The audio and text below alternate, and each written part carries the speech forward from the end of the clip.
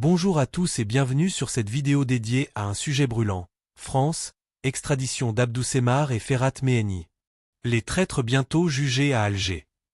Aujourd'hui, nous analysons les tensions autour du mouvement séparatiste en Kabylie, les rôles controversés d'Abdou Semar et Ferhat Meheni, et la réponse ferme de l'Algérie. Nous explorerons pourquoi ces tentatives de division échouent face à l'unité nationale. Abonnez-vous, likez et activez la cloche pour ne rien manquer. Allons-y. Chers viewers, imaginons un instant que quelqu'un annonce la fin imminente d'un pays aussi solide que l'Algérie. C'est absurde, n'est-ce pas? Pourtant, certains agitent ce genre d'idées farfelues, en se focalisant sur la Kabylie comme un supposé point faible. Or, cette région est au contraire un pilier essentiel. Un centre d'intellectuels brillants, de main-d'œuvre hautement qualifiée, et stratégiquement positionné près d'Alger, la capitale. Elle incarne la vitalité même de la nation. Récemment, on a vu Abdou Semar prendre la défense de Ferhat Meheni, figure controversée du mouvement MAK. La question se pose, pourrait-il un jour fouler le sol de cette république de Kabylie qu'ils imaginent? Et comment l'Algérie a-t-elle réagi avec détermination? Une chose est sûre, des individus comme Semar finiront par affronter la justice algérienne. L'histoire et la géographie démontrent que l'État algérien n'est pas une anomalie passagère, mais une forteresse inébranlable, une puissance régionale qui pulvérise toutes les intrigues séparatistes et les alliances douteuses avec des forces extérieures. Ceux qui ont bradé leur loyauté pour des intérêts régionaux ou internationaux se heurtent à un mur. Observons les efforts médiatiques récents d'Abdou Semar. Il tente désespérément de raviver un mouvement séparatiste moribond, comme s'il insufflait de l'air dans un ballon crevé. Cela révèle surtout l'échec total et le désarroi de ceux qui ont misé sur la fragmentation de l'Algérie. Face à la vigilance du peuple algérien et à sa solidarité inébranlable avec les institutions étatiques, en particulier l'armée nationale populaire, héritière directe de l'armée de libération nationale, ces paris ont lamentablement capoté. Cette armée veille jalousement sur l'intégrité territoriale et la souveraineté, sanctifiée par le sacrifice d'1,5 million de martyrs. Posons-nous la question. Ferhat Meheni ou ses acolytes pourraient-ils vraiment entrer dans cette entité fantasmée, proclamée dans des salons d'hôtels parisiens isolés? La réponse est d'une ironie flagrante. Sur le terrain, en Kabylie honorable, il n'y a aucune trace de légitimité ou de soutien populaire pour ce groupe. S'ils prétendent représenter le peuple et exercer une autorité, où sont les masses en liesse? Des millions d'Algériens, tant au pays qu'en diaspora, ont balayé cette comédie d'un revers de main. Même en France, où vit une communauté algérienne de plus de 7 millions d'âmes, seules quelques dizaines de recrues venues du Québec, de Corse ou de zones marocaines hostiles ont monté un show pathétique au cœur de Paris, à des milliers de kilomètres de la terre algérienne. C'était une mise en scène pitoyable pour alimenter une propagande au service d'agences de renseignement étrangères.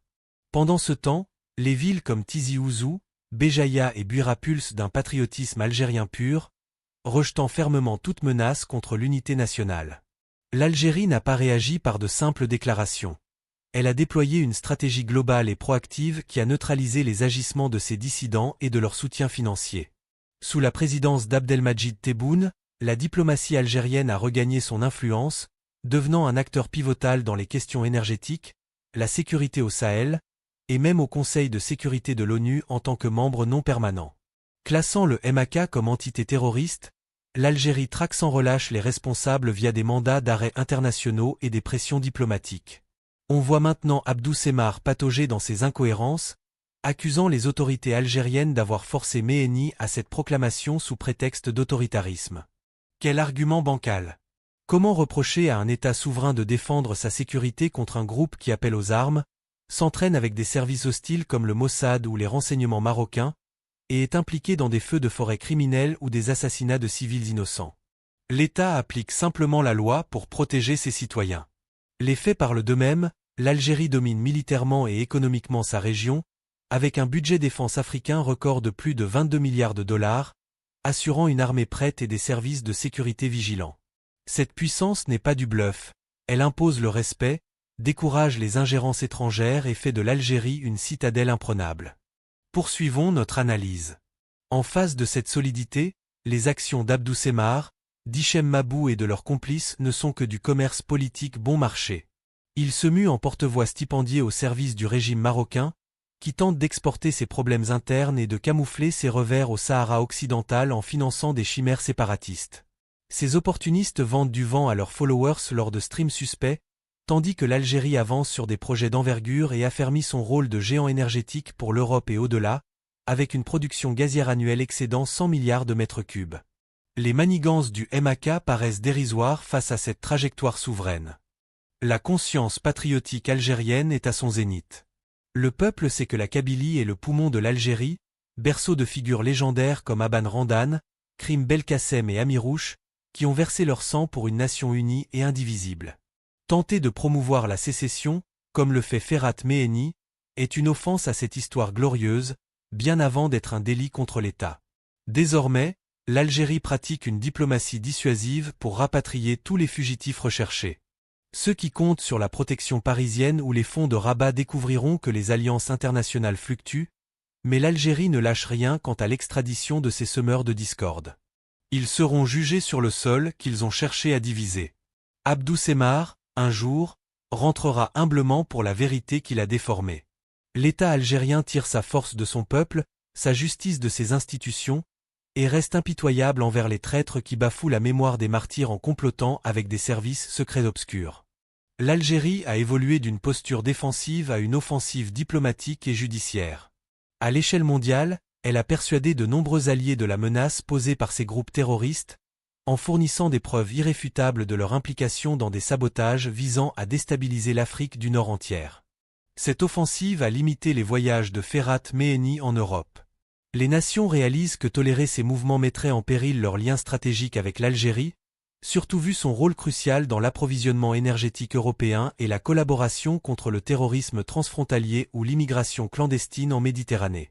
Le poids de l'Algérie rend coûteux pour quiconque d'abriter ces séparatistes, avec des répercussions politiques et économiques visibles dans le changement de ton de certaines capitales. Quant à Abdou Semmar, ses volte-face médiatiques l'ont démasqué comme un pion abordable pour des puissances étrangères visant à saper le moral algérien. D'un côté, il clame s'opposer au pouvoir au nom de la démocratie. De l'autre, il épouse des idées qui minent l'unité nationale. C'est la frontière entre une opposition constructive et une trahison flagrante. Sa promotion zélée d'une république imaginaire, confinée à son esprit perturbé et aux réseaux sociaux, le range parmi les comploteurs directs contre la stabilité de l'État. L'Algérie, qui a triomphé de la décennie noire avec une résilience d'acier et en est ressortie plus unie, n'aura aucun mal à contrer ces bruits parasites émis par des mercenaires depuis l'exil. Leur poison ne touche pas la nation. En résumé, ces tentatives ne font que souligner la robustesse de l'Algérie, prête à juger ses détracteurs et à poursuivre son ascension. Pour conclure, l'extradition potentielle d'Abdou Semmar et Ferhat Meheni symbolise la victoire inéluctable de l'unité algérienne sur les divisions artificielles. L'État, fort de son peuple et de sa diplomatie, ne tolérera pas les trahisons. Merci d'avoir regardé. Partagez vos avis en commentaire, abonnez-vous pour plus d'analyses géopolitiques, et à bientôt pour une prochaine vidéo. Vive l'Algérie unie!